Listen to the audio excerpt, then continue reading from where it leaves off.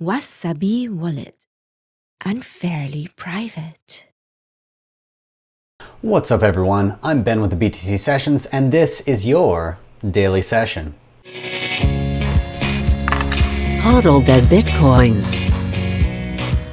Before we dive into the news, of course, shout out to sponsors of the show, LEDN.io. This is where you can use your Bitcoin for a few different services. They've got their Bitcoin savings accounts where you can earn interest on your Bitcoin. They've got Bitcoin-backed loans. This is where you use your Bitcoin as collateral to obtain a Canadian or US dollar loan. And this is actually the first product of theirs that I ever used. It was around this time last year, kind of early March.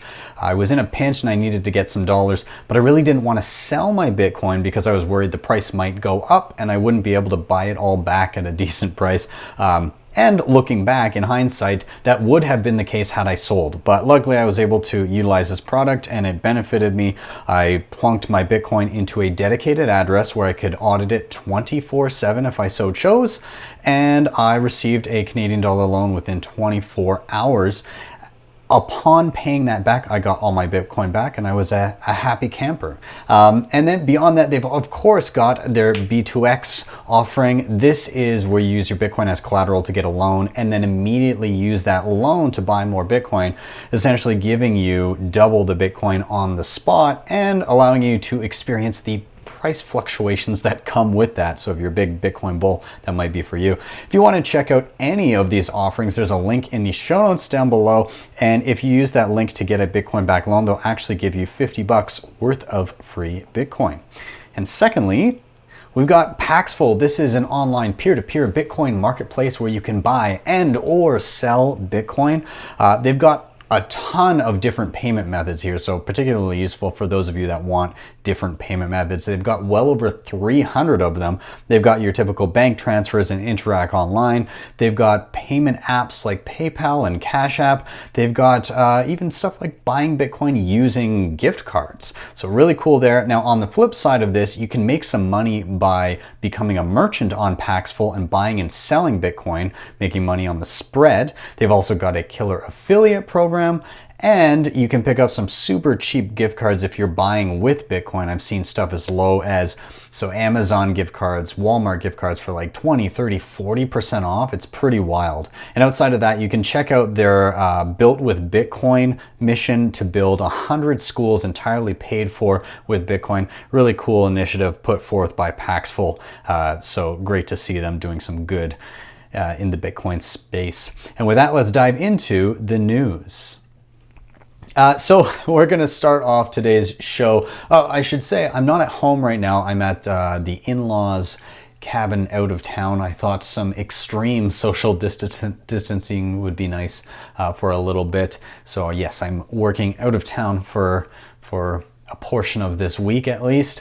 Anyways, I wanted to start today with a little bit of news in the realm of why we Bitcoin. Why are we using Bitcoin? And the first of which is Egypt is now controlling cash flow because a lot of people are panicking, going to banks and taking out cash. Well, now they're clamping down on that. So what we see here, this article on Decrypt I'm looking at, they say Egypt has temporarily limited, and I like the temporarily, who knows how long, Egypt has temporarily limited daily withdrawals in a strategy to suppress hoarding amid the COVID-19 crisis.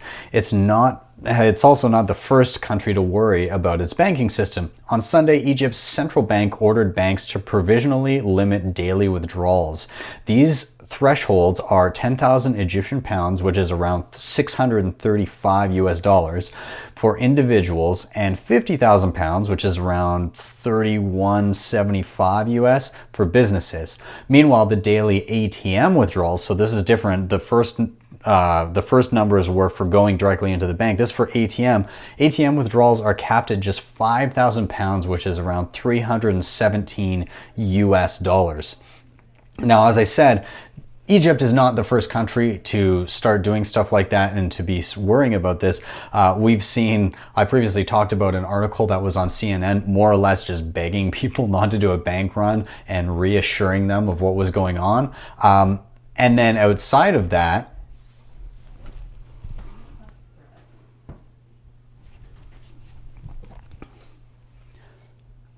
And then outside of that, we also saw the FDIC put out a very odd video, again, reassuring people that there is absolutely no need to take your money out of the banks and that everything's insured and everything is hunky-dory. But a lot of Bitcoiners saw that as a little bit of a red flag, and you've definitely seen people taking out more cash from the banks lately. There's been some banks that have limited withdrawals, especially in particular areas, and we did see a bit of a run on cash in and around the New York area earlier in the last couple of weeks, where especially wealthier people were trying to take out tens of thousands of dollars and found very quickly that they were not able to do so as far as those numbers go. Now, moving on to some of the other craziness that's happening in the markets and in relation to job losses. So we have a report from the Fed. They said that coronavirus economic freeze could cost 47 million jobs and send the unemployment rate past 32%. That's according to the St. Louis Fed projections. There are nearly 67 million Americans working in jobs that are at high risk of layoffs, according to the analysis. Now, the Fed President James Bullard said last week that the initial estimates are grim, but the plunge should be short-lived. I mean, hopefully, but I don't know. I mean, the Fed, everything that they've come out with initially has been backpedaled and rescinded because they keep on needing to print more money to deal with how much more of a steamroll effect this whole virus has had. So we will see, but the insane thing looking at this, obviously when you shut down the economy like this, there's going to be major consequences, and having potentially 32% of people out of work is huge. But then you go and you look at the stock markets and they rally again today. And why? Because the Fed is printing money. And where's that money going? Yes, there's some money going into the hands of Americans, but by and large, it's actually going to banks and larger corporations that are then buying up equities, and you're seeing rallies like this. And the interesting thing about this is the fact that when you go and you try to tell people that this money printing is making the economy better, but they're out of work and they've got a measly $1,200 check and they can't afford anything because they have no income, and all you're doing is just kind of putting off their loans for a little bit. They're not going to have the wool pulled over their eyes for too long, because it doesn't matter to them that equities are soaring back to previous levels. I mean, not yet, but if they did, it wouldn't matter to the average American that the stock market is performing well if they don't have any friggin' money to buy any sort of external assets and they're living paycheck to paycheck, as is the case for a lot of people. The average American can't afford a $400 surprise expense. So what happens when you have potentially 32% of people that were working out of work? The other thing to think about this is, yes, people may get a $1,200 check, but that's not nearly going to cover it, because all of those people that on average cannot handle a $400 surprise expense, they have rent coming up. They're going to have it in a couple days here. They're going to have it again next month. And if you're out of work, even for the month, well, that's going to make it very difficult to pay that rent. I'm willing to wager that most people that get that $1,200 check are not going to blow it on rent if they know they can't be evicted or taken out of their homes, and they're going to spend it on food and other necessities, I would imagine is the smart thing to do. And then what happens when those real estate companies that were expecting that rent to come in are not getting it? It does start to have a domino effect. So we will see what happens with this. But again, you see this weird catering to the corporations that needed to be bailed out last time, and you see the American people that are kind of just left. I mean, they are getting some money directly, but it's this perversion of capitalism where you have companies that privatize the gains and socialize the losses, where they get to make all the money on the way up, and then as soon as shit hits the fan, because they're leveraged to the tits and they don't save money for a rainy day, well, they turn to the government, and the government says, well, I mean, you're too big to fail, so we'll just print a bunch of money and give it to you. We saw this in 2008 through 2014, and we're seeing it again now. And will it be successful? Will it temporarily bail out the stock market? Maybe. I mean, the Fed's pretty good at kicking the can down the road. But the interesting thing this time around is even injecting just a little bit of that money into Main Street, into regular citizens, it benefits them in the short term, and maybe that's what's needed, but it will contribute to inflation because it's no longer just funneled towards equities. It's now out in the regular day-to-day economy as people buy goods and services. So deflation followed by inflation, perhaps. Time will tell. Now, the funny thing about the Fed trying to hodgepodge things together and fix everything all at once, assuming that it can fix the market, is it's also making mistakes in the process. I mean, I would argue that printing trillions of dollars is already a mistake in and of itself. But funny thing that happened here is the Fed went in and they're purchasing mortgage-backed securities, and this is the asset that was largely contributing to the bailouts, or rather the assets that were contributing to the problems last time that required QE. Well, this time, a lot of these companies have hedged their bets, and when the Fed swooped in and bought up all of these mortgage-backed securities, it triggered the opposite side of the deal, where you have companies that hold these securities, and then they're also holding an inverse of that, where if the mortgage-backed securities drop, then they actually make money on that as well, just in case that happens. Well, when the Fed swooped in and overdid that buying, it triggered a bunch of margin calls on the other hand. And so a lot of these companies are now facing margin calls and have no liquidity to meet them. And so shit is kind of hitting the fan because the Fed isn't even properly balancing what it's doing and what it's buying. So it's just funny to see them try and go, oh, we'll buy this to fix it, and then they cause a whole other shitstorm to happen on the opposite side of the spectrum. So we'll see how the Fed handles this moving forward. But again, this is why we Bitcoin. And in the face of all this, Bitcoin has, since the bottom of the sell-off, has rallied 80% with no government bailouts. So I just wanted to highlight this.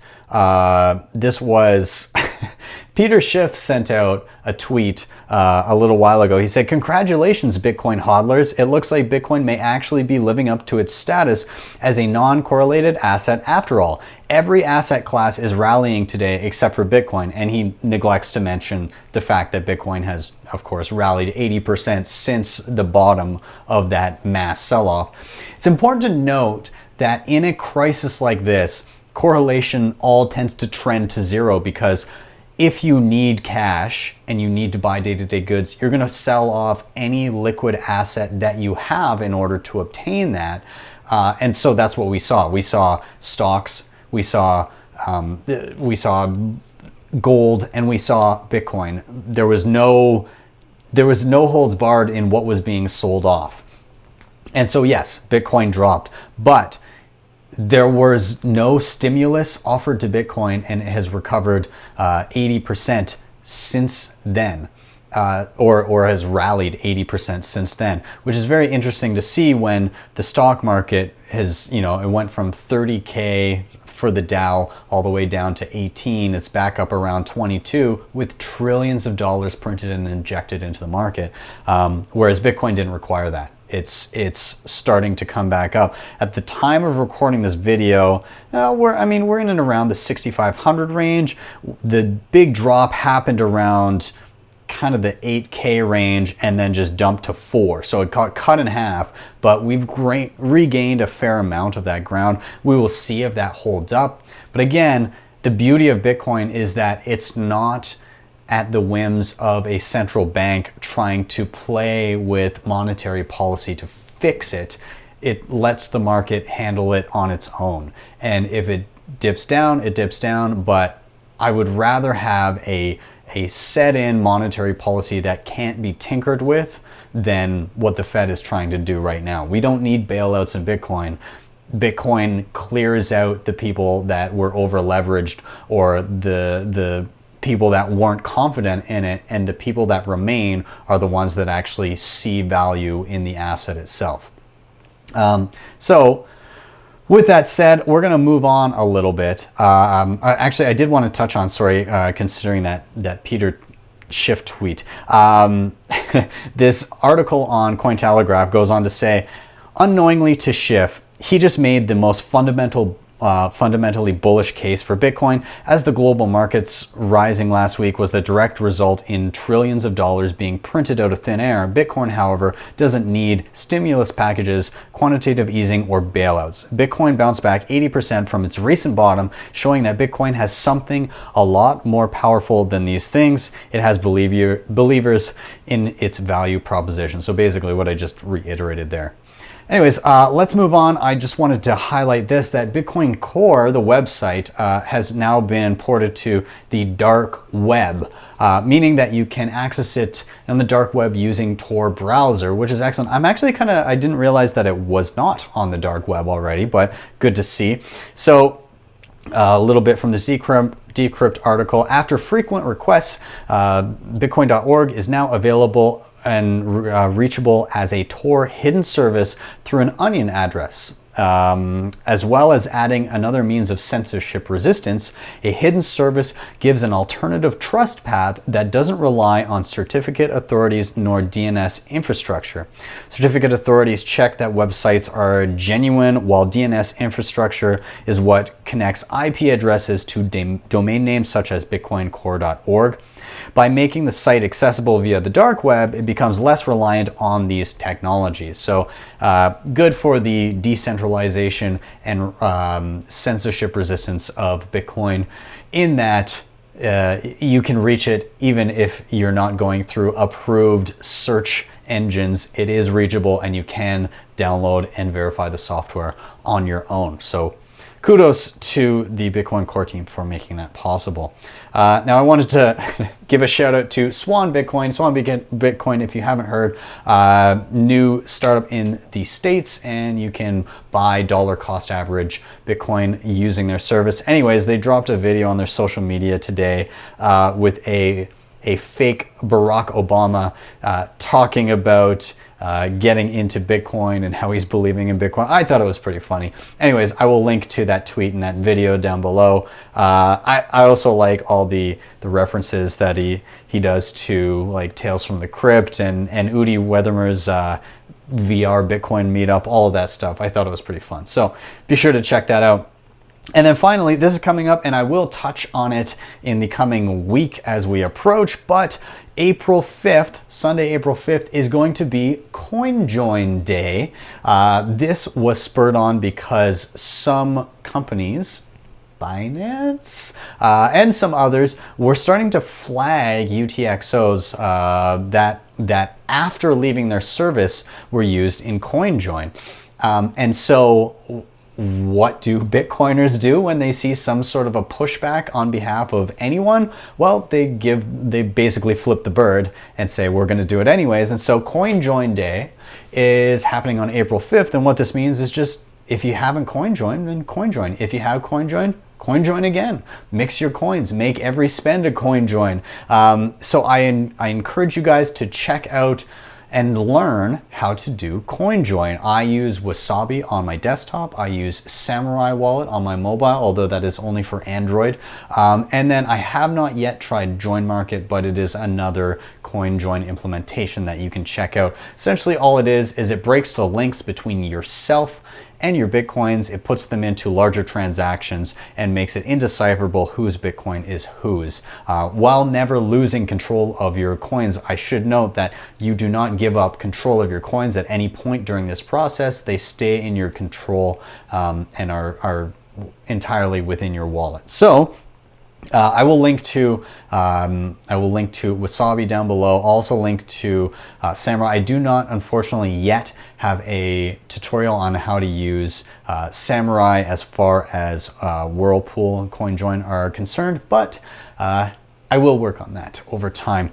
And with that, I'm going to wrap up. Thank you guys very much for watching. As always, please do hit like, subscribe, and share if you're on YouTube. If you're listening to this on the pod, on audio only, of course, subscribe wherever you are, share it on your social media, and if you can, please do drop a review on whatever platform you're listening, because it really helps with visibility and would be great. Now, if you want to help with the show in another way, you can hit up the sponsors I mentioned before. That was LEDN and Paxful, as well as Wasabi Wallet. And you can also check out NordVPN. This helps hide your IP address, it encrypts your browsing data, and allows you to unlock geo-blocked content. I use it on my computer and my phone, and there's a deal if you use the link down below where you can get a pretty good deal. It ends up being $3.49 a month. I think it's like 80% off or something like that if you do that deal. But anyways, links down below, and if you do use that link, it will, of course, help the show.